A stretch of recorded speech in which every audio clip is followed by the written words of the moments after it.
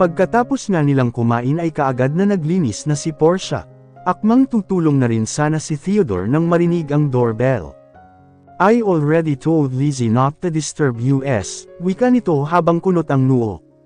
Sige na, baka importante, ani Portia. Huminga lamang ito at binuksan na ang pinto. Theodore, sabay na natigilan silang dalawa ni Theodore nang makita ang babaeng mabilis na niyakap siya. Kaagad na umiwas ng tingin si Portia. Maggie, ani Theodore at bahagyang inilayo ito. Napalingon naman ang babae sa gawin ni Portia at nahihiyang lumayo kay Theodore. I'm sorry, anito, ngumiti lamang ng tipid si Portia at nagpatuloy na sa pagliligpit. Why are you here? Tanong ni Theodore. Who's she? Sagot nitong tanong din. Tinutukoy nito si Portia. Kaagad na nilapitan naman ng binata si Portia at inakbayin. May pagmamalaki sa mukha at nakangiti. This is my fiancé Portia. Portia, this is Maggie, my god sister, sambit ni Theodore. Hi, nakangiting bati ni Maggie at niyakap pa siya saglit. Kahit papaano ay nawala naman ang pangamba niya sa inakto nito.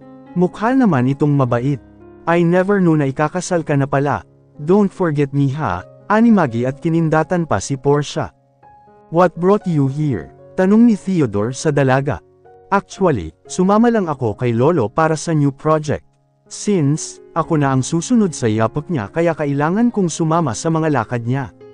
Marami kasing dapat asikasuhin. You know naman he's old na, hindi na kaya ang iilang business transactions kaya ako na rin ang gumagawa, sagot nito. That's great, wika ni Theodore. Hindi naman makasabay si Portia dahil wala naman siyang alam sa mga pinag-uusapan ng mga ito. Idagdag pang hindi niya rin close ang babae. Ayaw niyang mag-feeling close rito. Your businesses were soaring. I knew it, you'll made it big in the industry. Alam ko naman noon pa na magaling ka talaga sa business, komento nito. Nagkibit-balikat lamang si Theodore at natawa. Anyway, may ipinadala rito si Lolo. You can check it later at aalis na rin ako. Mukhang nakadidisturbo na rin yata ako sa inyo ng fiancé mo, wika nito. Napakamot lamang si Portia sa balikat niya. Nako, hindi naman, sabat niya. Ngumiti lamang si Maggie at tinapik ang balikat ni Theodore. Bye lovebirds. Anito at kumaway na. Siya nga pala, he can't wait to see you, sambit nito bago umalis. Nang makaalis nga ay nilapitan na siya ni Theodore at nagkibit balikat. Are you okay? Yuzi Saniro sa kanya. Oo naman, nakangiting sagot niya. Kita niya ang alangan sa mukha nito. Bakit? Nag-aalala ka ba na baka magselos ako? Aniya rito at natawa pa. Ang tagal na naming hindi nagkita. I almost forgot her face. Huwag kang mag-alala, she's good and definitely not a threat in our relationship. Alam kong hindi siya gagawa ng hindi maganda, wika nito. Tumango naman si Portia. Kung sinabi nitong hindi threat maniniwala siya rito. Mukhang okay naman ang babae kahit papaano. Ilang sandali pa ay tumunog ang cellphone ng binata. Mukhang busy na ulit ito. Nang matapos itong makipag-usap ay kaagad na kinuha na niya ang paper bag at nilapitan ito. Uuwi na ako, mukhang marami ka pang gagawin. Ayaw na kitang disturbohan para hindi ka na rin matagulan sa trabaho mo, malambing niyang saad. Theodore just pouted and heaved a deep sigh. Niyakap siya nito ng mahigpit at makailang ulit na hinalikan ang kanyang ulo. As much as I want you here to stay with me ay hindi naman pwede. May bobor ka lang dito at mag-i-inspection pa ako ng site mamaya, malungkot nitong saad. Hihintayin na lang kita sa bahay, sagot niya rito. Ramdam niyang tila ayaw pa siya nitong pakawalan kaya siya na mismo ang kumalas. Mag-iingat ka ha at hihintayin kita mamaya, aniya rito. Tumango naman ito at mabilis na sinakop ang kanyang labi. Damn, mura nito nang maglayo na sila. Kapwa habol ang hininga. Bakit? Nagtatakang tanong ni Portia. Pasalampak na umupo naman ang binata sa couch at inis na napatingin sa baba niya. Napasunod naman ang tingin doon si Portia at natawa. My pet's awake, reklamo nito. Nakagat naman ni Portia ang kanyang labi para pigilan ang sarili na tawanan ng binata. Bermusangot naman ito at ilang sandali pa ay ngumiti. He showed his grin at her and stand up. Nilapitan siya nito kaya mabilis na napaatras si Portia. Ano ang ginagawa mo? Aniya rito. Napalunok siya nang makita ang pagnanasa sa mga mata nito. Quick lang, he stated. His breath was airy. Ano ba? Hindi yun tunog reklamo. Tila nang aakit pa siya sa pagsaway niya dito. I can't with this. Anito na para bang maiiyak na. Tumigil ka nga. Sige na, uuwi na ako. Tapusin mo na lang ang trabaho mo ng maaga at hihintayin kita mamaya, nakangiting anya rito. Theodore just pouted. Para itong batang inagawan ng lollipop. Portia just smiled and hugged him again. Mamaya na lang, bulong niya rito saka hinalikan ng labi nito saglit at mabilis na lumabas. Bye! Napapangiti pa siya nang makalabas na. Kita niya ang pagtingin sa kanya ng sekretarya ni Theodore. Ngumiti ito kaya nginitian niya rin pabalik. Hatid ko na po kayo sa baba ma'am, wika nito. Ha, nako, huwag na, okay lang ako huwag kang mag-alala sa akin, aniya rito. No worries po, parte po ng trabaho ko ito. Matutuwa po si sir kapag nalaman niyang safe ka hanggang sa sasakyan, paliwanag nito. Napakamot naman ng ulo si Portia. Pumasok na sila sa lift at inalayan pa siya nito. Huwag po kayong mag-alala, sa susunod na pumunta po kayo ito hindi na po mangyayari ang nangyari kanina. May mga trabahan po talaga na ganoon. Matatapang nakala mo ay mga may-ari, sambit nito. Oo nga sang-ayon niya rito. Kaagad siyang nagpasalamat dito nang makalabas na. Naghihintay na rin ang driver sa kanya. Mabilis lang lumipas ang panahon. Sa sobrang bilis nga ay nakaharap na siya sa salamin at ngayon ang unang araw niya sa klase. 2 years course ang kinuha niya na nakasentro sa agriculture. Gusto niyang mas matuto pa lalo at siya ang susunod sa ekta-ektaryang lupain nila sa probinsya. Gusto niyang mapalago pa iyon pagdating ng panahon. Huminga siya ng malalim at inayos ang kanyang buhok na nakalugay, lang saglit pa ay bumukas na ang pinto ng banyo at lumabas na nakasuot lamang ng roba si Theodore. Nilapitan siya nito at kahit nakangiti ay halata ang lungkot sa mata nito. Bakit? Tanong niya rito. Niyakap naman siya nito kaagad. You look so pretty with your uniform, sagot nito. Napangitinanan si Portia at niyakap ito pabalik. Pakiramdam niya ay na-recharge siya. Kung ano man iyang pinag-aalala mo, stop it. Alam mo namang ikaw lang di ba? Hindi na tayo bata, liwasan ko kaagad kapag may lalapit sa kin. Sasabihin ko kasal na ako, aniya rito. Good. Anito. Hinalikan nito ang kanyang noo at napapikit naman siya. Matapos nga nilang magbihis ay bumaba na sila para mag-agahan. Inihatid na rin siya nito sa universidad. Habang nasa biyahe nga ay hawak-hawak ni Theodore ang kanyang kamay. Ano ka ba? Hindi ako mawawala, natatawang sambit niya. Pagdating nila ay kaagad na nilingon ulit ito ni Portia. Sasanduan kita mamaya, wika ng binata. Tumango naman si Portia. Bumaba na siya ng sasakyan at kumaway na rito. Kita niya pang bumusangot ito kaya bumalik siya at hinalikan ng mabilis. Ingat ka, Anya, hindi na muna siya puamsok hanggat hindi ito nawala sa kanyang paningin. Natigilan pa siya nang makita ang mga estudyanteng nakatingin sa kanya. Naasiwan naman siya, kinuha niya ang maliit na card na nakasulat ang schedules niya at room. May kalakihan pala ang eskwelahan kaya nahirapan tuloy siya. Lumapit na lamang siya sa malaking bulletin board at sa gilid nun ay ang mapa ng eskwelahan. Nakahinga siya ng maluwag nang makita ang room niya. Tinandaan niya iyon at naglakad na. Pagdating niya ay napalunok siya nang makitang ni isang mukha ay walang pamilyar sa kanya. Sigurado dahil medyo ahead na ang kanyang edad. Pero sa nakikita niya ngayon ay mukhang hindi naman lahat ay bata pa. Mukhang kaedad niya pa ang iba. Pumasok na siya sa loob at naghanap ng bakanting upuan. Dito ka o. Napalingon naman si Portia at nakita ang babing nakangiti sa kanya. Wala itong katabi. Salamat, aniya at umupo na roon. Ako nga pala si Gemma, anito. Portia, sagot niya. Ang ganda mo, napansin kita kanina. Akala ko sa tourism ka, nagulat ako nang pumasok ka talaga sa room na to. Gusto mong matuto sa agriculture o iniinis mo lang parents mo gaya ko? Usisa nito. Ha? Pasensya ka na kung marami akong dada. Kadalasan kasi kapag ganito kaganda at kakinis walang interes sa field project. Paano kung pumunta tayo ng sakahan ganoon? Pawisan at kaibigan natin ang araw, okay lang sa'yo. Usisa nito. Tumango naman si Portia. Actually, first choice niya ang tourism. Kaso naisip niya na kung maaaral man siya ay sisiguraduhin niyang magagamit niya sa buhay, layong related talaga sa kung ano ang meron silang pamilya. Ako kasi nag-aral ng agriculture para inisin ang parents ko, sambit nito. Ha, ba't naman? Tanong niya rito. Well, pareho silang dictator ng buhay ko. Lahat na lang pinapakialaman kaya napuno na ako. Bahala na sila, magalit kung magalit, sambit nito. Natawa naman si Portia. Alam na ba nila na ito ang kinuha mo? Oo, nung una nagalit pero kalaunan ay wala na silang magagawa. Tapos na ang enrollment Saka bawal na magpalit ng course. Alangan namang i-drop ko lahat ng subjects hindi pa nga nagsisimula, natatawang wika nito. Pero alam mo, yung lolo ko tuwang-tuwa kasi may-ari siya ng sakahan. Malaki ang tsansa kung ako ang susunod sa negosyo niya. Mas maganda yun, proud nitong wika. Tumango naman si Portia. Ikaw, ano ba ang nag-push sa'yo na mag-agriculture? Natigilan naman si Portia. Gusto kong palagwin ang lupa namin sa probinsya, esgaot niya rito.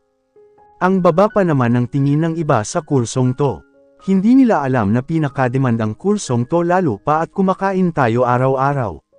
Kung walang mga magsasaka ewan ko na lang. Ilang sandali pa ay dumating na ang propesor nila. Mukhang bad mood at nakabusangot ang mukha. Nang magsalita ito ay sobrang hinhin. Lalaking kalbo at sa tingin niya ay nasa edad 50 na.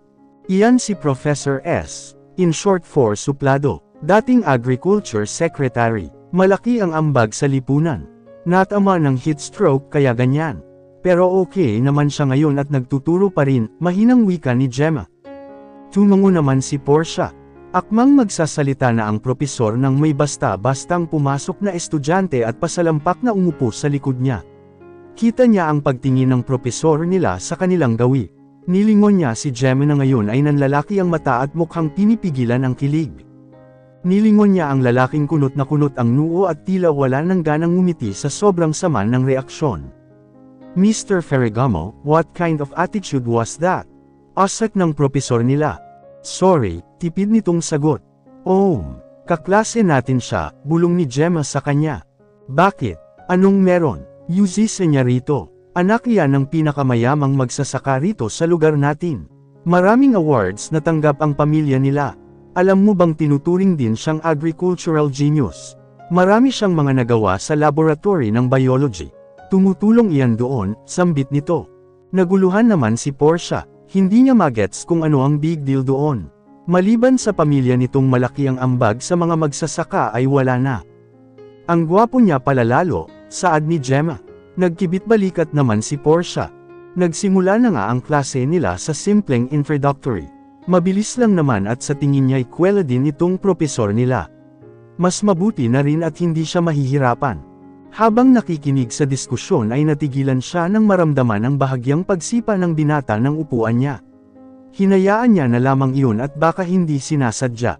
May quiz sila kaya kumuha na siya ng ballpen at papel. Hey! Ramdam niyang tumingin sa likuran niya si Gemma kaya hindi na rin niya nilingon ang binata. Nanghingi lang naman ng papel. Pagkatapos nga ng klase ay sumabay na rin si Gemma sa kanya na mag-lunch. Isa sa kagandahan ng universidad ay libre ang pagkain. Kumuha na siya ng tray at nakasunod naman si Gemma sa kanya. Nang makakuha ng pagkain ay pumunta sa bakanteng upuan sa gilid at umupo. Sumunod na rin si Gemma. Mas mabuti na rin at hindi siya magiging loner. Sabay na tayo palagi ha, tisaka friend na rin tayo. Hindi ka pwedeng humindi, mabilis nitong saad at nagsimula na silang kumain. Natawa na lamang si Portia. Taga saan ka pala? Yuzisa nito. Alang-inang sumagot naman si Portia rito. Kita niya pa ang pagngiti nito. Alam mo bang sobrang gwapo ng gobernador niyo riyan? Grabe, ang dami kayang nagkakagusto sa kanya. Kaso ang sabi-sabi ay playboy raw. Kahit sino lang ang babaeng sinasamahan. Big no yun sakin, anito. Natigilan naman si Portia at gusto niya itong itama pero mas pinili na lang niyang tumahimik. Sabi-sabi lang naman diba? Aniya lang. Oo, pero ganoon naman talaga kapag gwapo at mayaman Unang iisipin ng mga tao ay playboy, sambit ni Gemma.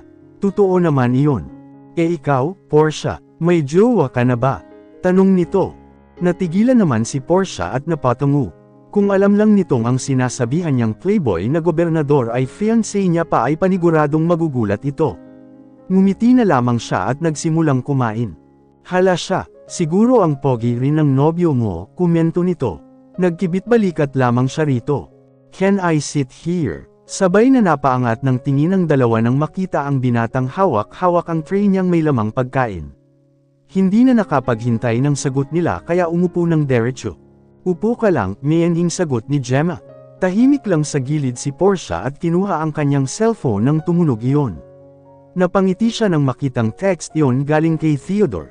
Kinuha na niya ng imahe ang kanyang pagkain at isinendi yun sa nobyo. Mukhang nobyo mo ang kachat mo ah. Hindi mo mapigil ang mapangiti mag-isa, komento ni Gemma. Napatingin naman siya sa dalawa na nakatingin lang sa kanya. Oo, sagot niya at itinago na ang kanyang cellphone. You have a boyfriend?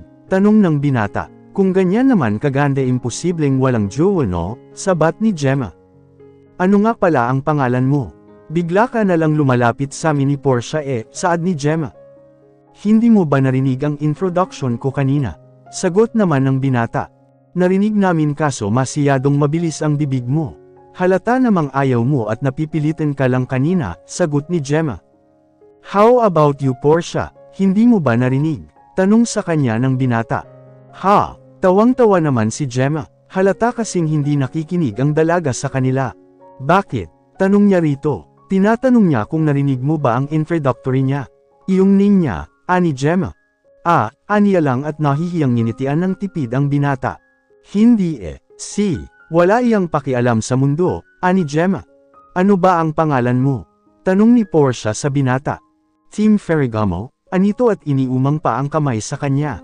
Mabilis na tinanggap naman ni Portia iyon at bumalik na agad sa pagkain. Ang yaman ng pamilya mo. Bakit ayaw mong mag-engineer, magpiloto, mga ganoon, sambit ni Gemma. I don't want that. Sagot naman ng binata. Nakatingin lang ito kay Portia.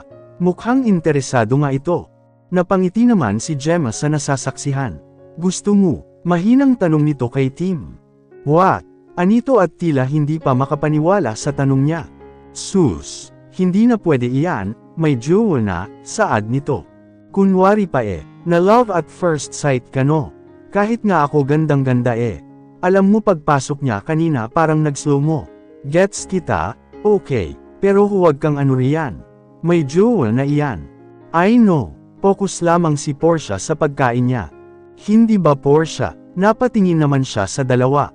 Ha, nasa Earth ka pa ba? Natatawang tanong nito sa kanya.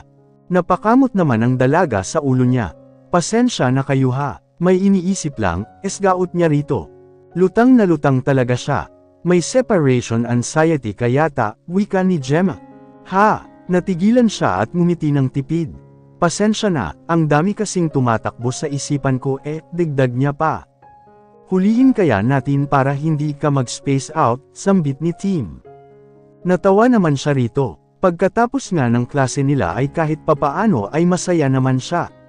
Nagkaroon na siya ng instant kaibigan. Magaan ang loob niya sa dalawa kaya okay na okay. Hindi siya nahirapan. Portia, sabay na tayong umuwi. Magko-commute ka ba? Tanong ni Gemma sa kanya. Sasanduan ako, sagot niya. Kaagad na nanunukso naman ang tingin nito sa kanya. Sana magka-jowa na rin ako para may tagahatid sundo rin ako, anito at tila kinikilig pa. Napailing na lamang si Portia. Habang naghihintay nga ay umupo na muna sila sa waiting shed. Ano ba trabaho ng jowa mo? Musician ito, businessman, sagot niya rito. Una na ako sa inyo. Napalingon naman silang dalawa at nakita si Tim sakay ng motor niya. Tumango naman sila. Ilang sandali pa ay may humantong magarang itim na sasakyan sa harapan nila. Grabe, ang ganda naman ng sasakyan. Alam mo bang yan ang pangarap ng kuya ko? Kaso sobrang mahal, wika ni Gemma. Napalunok naman si Portia. Swerte naman ng may-ari. Ang ganda siguro sakyan yan, dagdag pa nito. Ilang saglit pa ay bumaba ang driver at nilapitan si Portia. Ma'am, pasensya na po at na-traffic lang saglit sa daan. Pinapusan daw po kayo sa kin ni Sir Theodore. May agarang meeting po siya kaya hindi niya kayo masusundo, saad nito.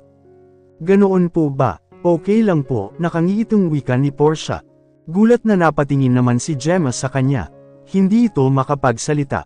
Gemma, sabay ka na sa min, aya sa kanya ni Portia. Sure ka? Anito at tila shock pa rin. Hi, gang, nakangiting bati ni Portia pagdating niya. Oh, Portia, kumusta ang unang araw mo? Mukhang masaya ka ah, may mga kaibigan ka na roon. Tanong nito, tumungo naman siya at umupo sa bakanteng upuan ng kusina.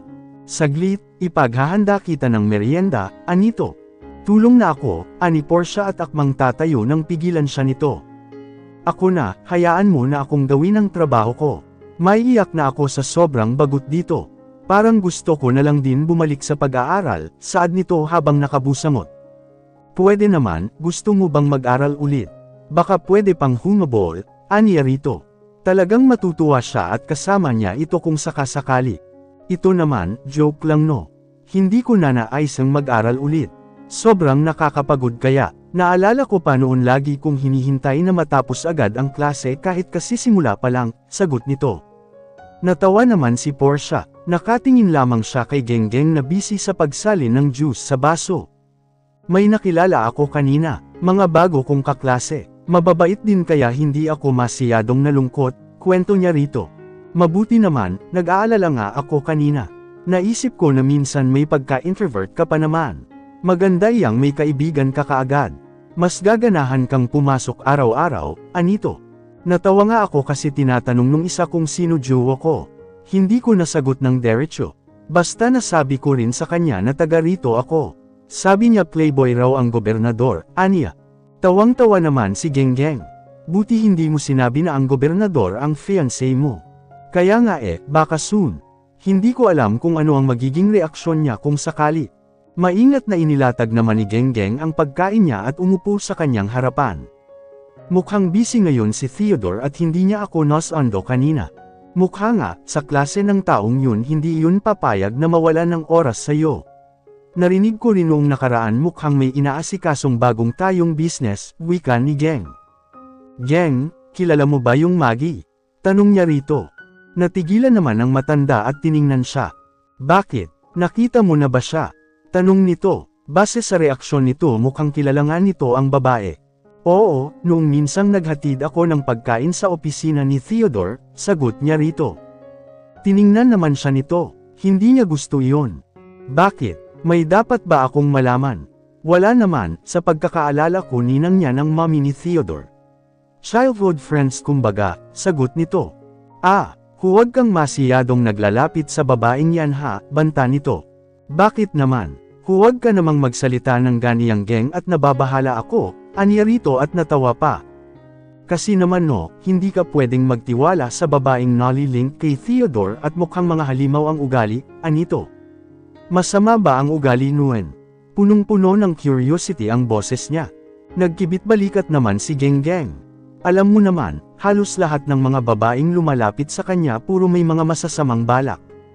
Iba ka naman, kasi ikaw ang nilapitan, ang mga to sila ang lumalapit. Sila ang nagpapatuka, naiintindihan mo ba? Napalunok naman si Portia at napatungo. Basta, huwag na huwag kang mahuhulog sa pekeng kabutihan. Kapag masiyadong too good to be true, umiwas ka na. Huwag mong hahayaang ikaw mismo ang magkanulo sa sarili mo, dagdag nito. Tumango naman si Portia. Oo nga pala, tulungan na kitang magluto ha. Hihintayin ko si Theodore para sabay na kami, aniya rito. Sige, pero kung matatagalan siya sa pag-uwi, mauna ka na rin kumain, sagot nito. Bihis lang ako, aniya at nagmamadaling umakyat. Matapos nga niyang magbihis ay bumaba na siya at tumulong na kay Geng. Bandang 6:30 nga ay tapos na sila. Paano? Mauuna na akong kumain at gagala kami ng sisters ko mamaya, masayang sambit nito. Gagala? Oo, aalis ako at syempre ngayon na naman ang gabi na magpapakitang gilas ako sa mga kaibigan ko, sagot nito. Natawa naman si Portia, sige, at sa sala lang ako. Hihintayin ko lang si Theodore, aniya rito. Tumango naman ito, umupo na rin siya sa malaking couch at binuksan ang TV. Natutuwa rin naman siya sa mga palabas kahit papaano. Portia, tawag pansin sa kanya ni Genggeng. Napatingin naman siya rito at nasamid sa sariling laway. Nakasuot lang naman ito ng Three Sisters na palda at kulay neon pink. Ang damit sa itaas ay crop top, sa ilalim naman ay nakasuot ng itim na boots. Punaresan pa ng shades at malaking sombrero nitong pwede yatang gawing pamaypay ng 5 katao sa laki. Okay ba? Sa tingin mo hindi na ako kayang talbogan ni Bad Uday? Tanong nito. Natawa naman si Portia at napailing. Hinding-hindi, kahit sa gabi litaw na litaw ka. Ibang-iba ang suot mo ngayon, walang makakatalo, aniya rito. Hindi mo sure, noong nakaraang taon ay natalo ako sa paglitters ni Balma. Kaya ngayon, subukan nilang talunin ang glow-in-the-dark ko, anito habang nakangisi. Nagsitayuan naman ang balahibo ni Portia sa klase ng ngisi nito. Tadtad pa nga ng highlighter ang mukha nito at kapag natatamaan ng ilaw ay talagang nananakit ng paningin. O siya, hindi na ako magtatagal. Palagi na akong grand entrance at deserve ko naman, anito. Sige, mag-iingat ka ha. Enjoy ka, aniya rito. Salamat, ikaw huwag na ring hintayin pa si Theodore kung lagpas 8:00 na tapos wala pa siya. Kumain ka na rin agad, sambit nito. Tumango naman siya at kinawayan ito. Nang siya na lang ay saka lang siya parang napukpok. Sobrang tahimik ng paligid, nakakalunod ang kalungkutan, tanging TV lang ang maingay. Huminga siya ng malalim at namimiss na rin niya ang pamilya niya. Baka sa susunod na araw ay uuwi siya sa kanila. Napatingin siya sa orasan at 6:45 pa naman, kinuha niya ang cellphone niya at tinawagan ang cellphone ni Theodore. Nakatitig lamang siya sa screen habang nagri-ring Leon. Ilang saglit pa ay sinagot yun kaya nakangiting nagsalita siya. Hello, Theodore. Aniya rito. Pwede bang maghintay ka kung kailan ka tatawagan ni Theodore? Don't call him first. Hindi siya tumatawag sa iyo, ibig sabihin busy siya. Right now, he's in a meeting. Natahimik naman si Portia at pamilyar ang boses. Look, kung sino ka man, please lang. Busy kami rito. Sino ka ba? Molditang wika nito. Mabilis na ibinaba naman ni Portia ang cellphone niya at napapikit. Huminga siya ng malalim para kalmayan ang sarili, baka hindi naka-phonebook ang number niya. Magkasama sila, ba't hindi niya sinabi sakin? Masiyadong mahirap bang i-update ako? Bakit nasa babing yun ang cellphone niya? Ano ba at saka lang niya nakita ang kamay na nanginginig? Humiga siya sa couch at kinakalma ang sarili. Relax ka lang, relax. Hindi mo naman alam eh. Magpapaliwanag naman siguro yun. Isa pa negosyo yun, aniya at napahawak sa kanyang noo. Rinig niya pa ang tunog ng tiyan niya gutom na. Mamaya na, hintayin muna natin si Theodore, aniya sa kanyang tiyan. Sa kahihintinga ay nakaidlip siya. Mabilis na bumangon siya at baka nakarating na si Theodore. Subalit wala pa ang sasakyan nito. Napatingin siya sa oras at 10:00 na. Huminga siya ng malalim at nabuhay na ang inis niya sa katawan. Saan ka na ba? Aniya at nakagat ang labi. Naiinis na talaga siya. Ilang sandali pa ay narinig niya ang pagdating ng sasakyan. Kaagad na napangiti siya at lumabas. Theodore, aniya, nagulat siya nang makita si Maggie at akay-akay ang nobyo. Mabilis na nilapitan niya ito. Anong nangyari? Tanong niya rito. You're living here. Kunot ang noong tanong ni Maggie sa kanya. Tiningnan naman niya ito at tinanguhan. My love, ani Theodore at nginitian siya ng matamis. Bigla nitong itinulak si Maggie palayo at saka siya niyakap ng mahigpit. Nagulat naman si Portia kaya kamantek na silang humulik sa lupa. Amoy alak ito. I'm sorry, anito at parang may iyak pa. Ngumiti lamang siya ng tipid at maingat na inalalayan ito. Tara na sa loob, malambing niyang saad. Tumango naman ito, panay ito halik sa kanya. Theodore, are you okay? Tanong ni Maggie at akmang hahawakan pa ng itaas ng binata ang kamay niya. Who are you? Don't come near me. Magagalit ang asawa ko, anito habang papikit-pikit pa. Pasensya ka na Maggie. Salamat sa paghatid kay Theodore, aniya ento. Nakakunot lang ang noo ng dalaga at tinanguhan siya. Ngumiti ito sa kanya ng tipid. It's fine. Nalasing siya kanina kasama si Lolo.